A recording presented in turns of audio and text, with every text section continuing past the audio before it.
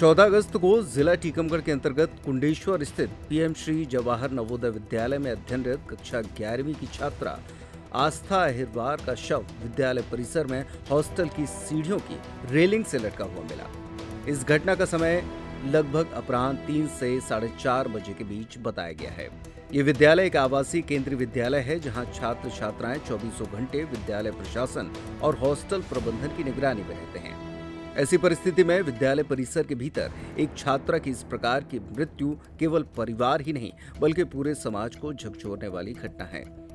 Report के अनुसार कुमारी आस्था मूलतः ग्राम टोरिया थाना पलेरा की निवासी थी और विज्ञान वर्ग की मेधावी छात्रा थी।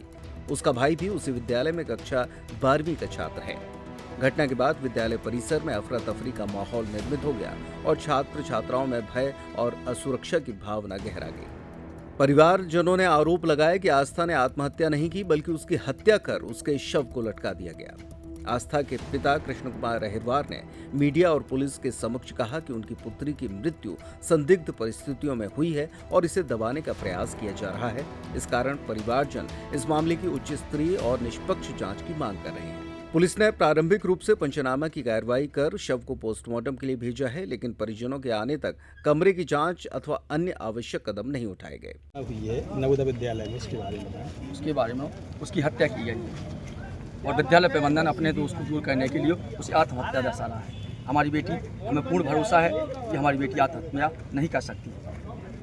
तो हम तो शासन से एक मांग करते हैं। आस्था एक नहीं, ऐसी हजारों आस्था हैं, सबके साथ उन्हीं के साथ न्याय होना चाहिए। और यदि आज एक केस को दबा लिया तो आगे कोई दूसरी भी आस्था बनेगी। लेकिन ये निश्चित है, हम तो विद्यालय प्रबंधन और जो वार्डन हैं और जो वहाँ की जो हाउस मास्टर्स है और वहाँ की जो CCTV फुटेज हैं, इसकी सभी की रिकॉर्ड कर और हम तो CBI की जांच चाहते हैं।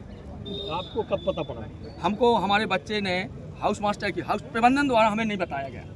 हमें तो हमारे बच्चे के द्वारा जब जानकारी लगी 4:37 और 40 के बीच में कि पापा आस्था ने फांसी लगा ली है और आप आ जाओ। तो हमने बच्चे को डांटा, हमने कि क्या बोल रहे आप हैं। तो वो फिर मैंने नहीं माना, तो फिर मैंने अपने साले को फ़ोन किया। साले के माध्यम से यहाँ उसकी माँ भी थी।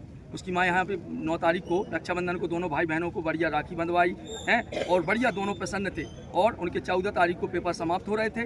14 के बाद 15 को उनको घर आना था, दोनों को लीव ले करके कि हम अब पापा घर आएंगे तो थोड़ी 2-4 दिन अपने घर ले लेंगे। और इस बीच में जो उसको 15 को जो जिंदा जाना था वो जिंदा ना जाकर सर्वमृत गई है घर। क्या नवोदय विद्यालय में दबाव बनाया जाता? क्या कोई बिल्कुल दबाव प्रताड़ित किया जाता? बिल्कुल दबाव बनाया जाता है। यदि बच्चे एक दिन लेट हो जाते थे, वो तो बच्चे तो ठीक है, मेरे को भी दबाव बनाया जाता है। एक दिन की बात है, जब मैं गया और लेट हो गया, क्योंकि सारा जब 80-90 किलोमीटर दूर से आएगा कोई और दोनों बच्चों को लेगा तो वो तो उसका पूरा जीवन है। यदि किसी दुर्घटना हो जाए तो कौन जवाब देगा? तो सर हम अपनी जीवन के ऊपर लेकर के 1 घंटा लेट चलते, लेट घंटे हो जाए तो कोई जवाब। तो मैंने वहाँ तो एक बार तो हमें जवाब नवोदय विद्यालय के जो प्रिंसिपल हैं उन्होंने हमें भगा दिया था, लेकिन हम भागे आए। बोले हमने कि ठीक है सर हम जाते हैं। तो एक बार उन्होंने हमको गेट से बुला लिया था। बोले ठीक है। हमने कि कहाँ जाएंगे सर? विद्यालय में ऐसी और बच्चियों को भी परेशान किया जाए? बिल्कुल, हमें और किसी के बारे में तो परेशानी तो होती होगी, बच्चियों को प्रताड़ता होती है।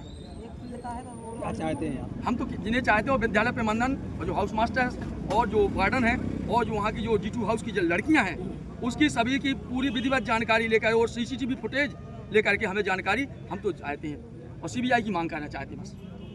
दिया आपने, किसको दिया है? पूरा तो पूछ ले किसके संबंध में दिया है कि आपने?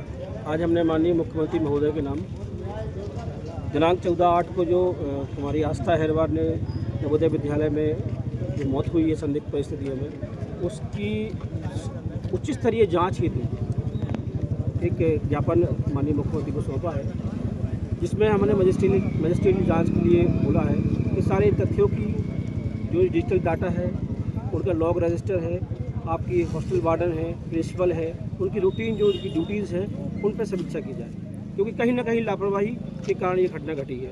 और ये घटना बहुत ही संवेदनशील है, क्योंकि ये पूरे ज़िले की अभिभावकों का मामला है।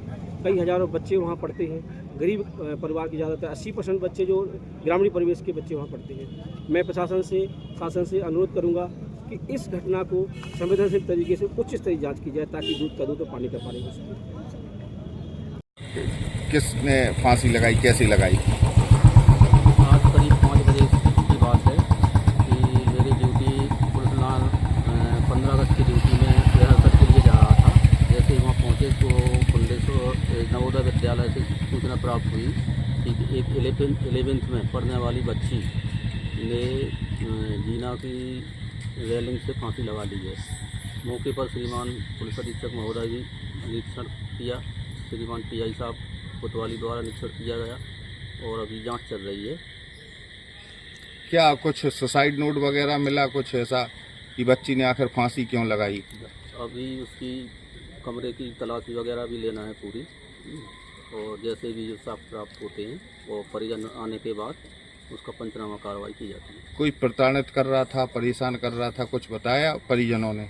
अभी परिजन आने वाले हैं, कुछ लोग आ गए, उनके पिता आने वाले हैं। उसका भाई भी यहीं पे पढ़ता है? हाँ, भाई भी बता रहे हैं कि भाई भी पढ़ता है उनका। उससे पूछताछ हुई कुछ? अभी नहीं पूछताछ की, अभी पंचनामा कार्रवाई बाद विस्तृत रूप से पूछताछ की जाती है। ठीक है।